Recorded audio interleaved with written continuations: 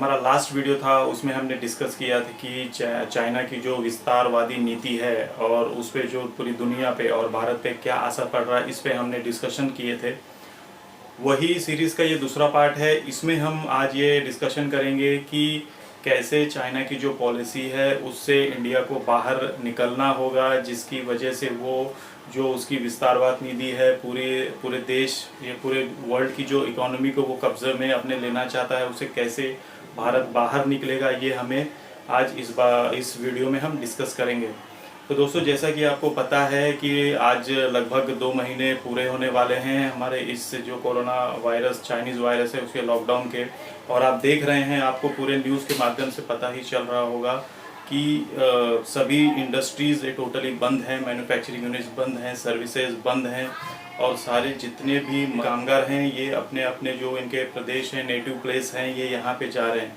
तो अगर हम समझिए कोई 50% अगर हम जो बड़ी बड़ी जैसे सीमेंट फैक्ट्रीज हो गई या कोई बड़े बड़े गोडाउन्स हो गए, ये सारी चीज़ें अगर हम चालू भी कर देते हैं, बट लोकल में हमारे पास जो हमारे कामगार हैं वो अवेलेबल नहीं है, डिस्ट्रीब्यूटर चैनल अभी तक हमारे पास अवेलेबल नहीं है, क्योंकि वो सारे जो कामगार हैं वो अपने नेटिव प्लेस पे चल गए हैं। तो फिर वो 50% चालू करने का फ़ायदा नहीं है।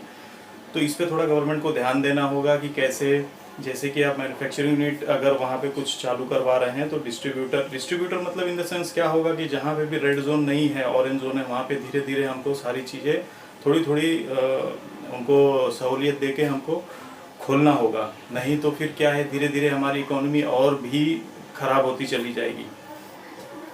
दूसरी चीज़, गवर्नमेंट को अभी ये करना चाहिए कि जैसे हम सभी को पता है और गवर्नमेंट को तो ये बहुत अच्छी तरीके से पता है कि चाइना का क्या प्लान चल रहा है, तो गवर्नमेंट को यही एक रिक्वेस्ट है। और उन्होंने शायद पिछले जो बात जो अनाउंसमेंट किया था उसमें उन्होंने कुछ पॉलिसीज़ भी अपनी बताई थी कि न्यू कंपनीज़ अगर कोई लगाना चाहता है, स्पेशली अगर विदेशों से कोई लगाना चाहता है, तो उसके लिए बहुत सारी छूट दी गई थी। चाइना आज इसके लिए आगे है मैन्युफैक्चरिंग यूनिट में, क्योंकि वहाँ पे टैक्सेस के नाम पे मतलब कुछ ज़्यादा कुछ लिया ही नहीं जाता, सारी चीज़ें बहुत सहूलियत से दी जाती। अगर आप वहाँ कोई कंपनी खोलना चाहते हैं तो आपको एक दिन में रजिस्ट्रेशन करके सारी ज़मीन, इलेक्ट्रिसिटी, पानी सप्लाई सब कुछ वहाँ पे आपको अलॉट कर दिया जाता है। तो गवर्नमेंट को, इंडियन गवर्नमेंट को भी यही एक रिक्वेस्ट है कि यहाँ पे भी है, मैं नहीं कहता कि कोई बड़ी कंपनी है, अगर छोटे भी कोई अगर मैन्युफैक्चरिंग यूनिट अगर लगा रहा है तो आपको वो सहूलियत आपको देनी चाहिए, जिसके वन डे में अगर वो सहूलियत अगर आप दे सकें, और शायद वो दिया भी है, जैसे कि 59 मिनट्स वाला एक अगर आप गूगल पे सर्च करेंगे तो अगर कोई इंडस्ट्री अगर आप लगा रहे हैं और उसमें लोन चाहिए तो 59 मिनट वाला एक प्लान मोदी गवर्नमेंट ने निकाला है। तो 59 मिनट्स में आपको सारे प्रोसेस मिल जाते हैं। बट इसके साथ में मैं ये कहना चाहता हूँ कि गवर्नमेंट को जो इलेक्ट्रॉनिक्स हो गए, स्पेयर पार्ट्स हो गए, कॉटन इंडस्ट्री हो गई, टेक्सटाइल इंडस्ट्री हो गई, ये सारी जो इंडस्ट्री है इसको अब पूरे देश में फैलाया जाए।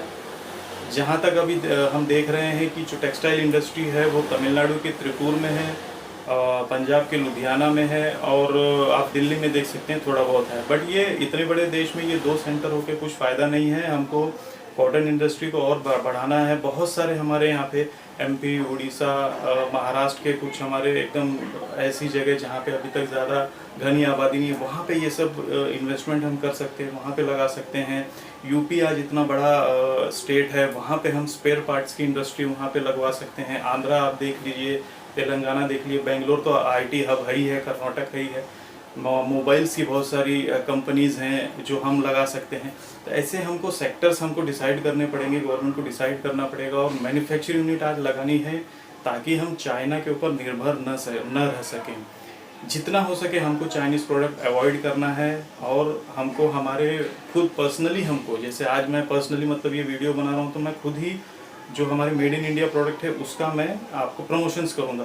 तो वैसे आप लोग को भी, जहाँ भी अगर आप चाय की दुकान पे हैं, आप कहीं स्नैक्स की दुकान पे हैं, तो आपको जो इंडियन प्रोडक्ट्स हैं वो आपको बताना है, दिखाना है, प्रमोट करना है। कोशिश करनी है आपको ज़्यादा से ज़्यादा लोग इंडियन प्रोडक्ट खरीदें, तभी ये चीज़ें जो चाइना आज कर रहा है, जो हमारे पैसों से ही आज वो टैंक हमारे ही तरफ मुँह करके उसने खड़े किए हैं, इसी वजह से खड़ी क्योंकि आज हमने उनके प्रोडक्ट्स खरीदे हैं, वही पैसे यूज़ करके आज वो हमको ही धमकी दे रहा है। तो ये सारी चीज़ें हैं दोस्तों, हमको समझना पड़ेगा। और ये लॉन्ग प्रोसेस है, ये जल्दी नहीं है कि आज हमने किया और परसों हम जीत गए, ऐसा नहीं है, लेंथी प्रोसेस है। चाइना भी आज पिछले 20 से 25 साल से ये पूरे दुनिया पे कब्जा करने का प्लान उसने बनाया था और आज वो इम्प्लीमेंट कर रहा है। तो हमको भी इसमें टाइम लगेगा, बट इसमें थोड़ा गवर्नमेंट को आगे आना पड़ेगा, उसे टैक्सेस में छूट देनी पड़ेगी। छूट देने के बाद जो भी रियायतें लेने के बाद जो हमारे मैन्युफैक्चर यूनिट है वहाँ पे सेटअप करना पड़ेगा, तभी ये सारे प्रॉब्लम सॉल्व होंगे। तो दोस्तों वीडियो में आज इतना ही था और उम्मीद करता हूँ आपको ये वीडियो पसंद आया होगा। तो दोस्तों मिलते हैं फिर एक नए वीडियो में। जय हिंद।